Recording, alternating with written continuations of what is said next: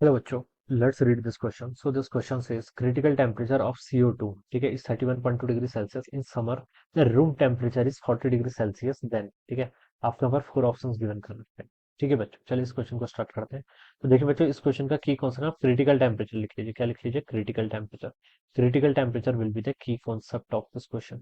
बच्चों देखिए, critical temperature होता क्या है आपका? क्रिटिकल टेम्परेचर देखिए बच्चों, ऐसा टेम्परेचर होता है. Critical temperature is the temperature, ठीक है, जिसके ऊपर आपका जो वेपर होता है, ठीक है, CO2 की आपकी गैस फॉर्म में, ठीक है, इस गैस को फिर हम क्या कर सकते हैं? लिक्विफाइड नहीं कर सकते, ठीक है.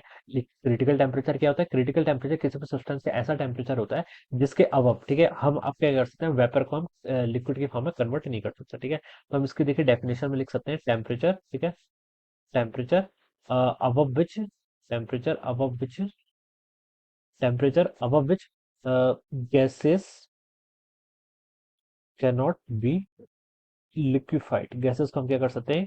गैस से लिक्विड फॉर्म में चेंज नहीं कर सकते, ठीक है. What ever the pressure applied, ऐसा भी लिख लीजिए. पीछे से क्या लिख सकते हैं?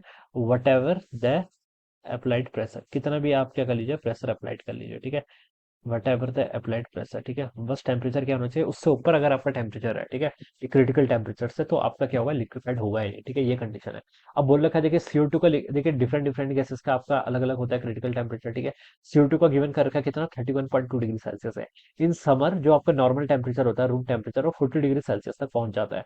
तब आपको बताना है. अब बच्चों देखिए, ये जो टेम्परेचर है 40 डिग्री सेल्सियस, ये तो इसके क्या है? क्रिटिकल टेम्परेचर से अब है, तो उसका मतलब हम CO2 को लिक्विफाइड कर ही नहीं सकते. तो इसका जो राइट आंसर होगा बच्चों, वो क्या होना चाहिए? आपका वन ऑप्शन होना चाहिए. तो आप लिख सकते हैं कि option one will be the correct answer of this question, regardless of any condition, ठीक है, वट एवर प्रेशर अप्लाइड लिख लीजिए, या फिर रिगार्डलेस ऑफ एनी कंडीशन भी लिख सकते हैं, ठीक है. तो ये आपका लिक्विफाइड होगा ही नहीं, ठीक है, कैन नॉट बी लिक्विफाइड.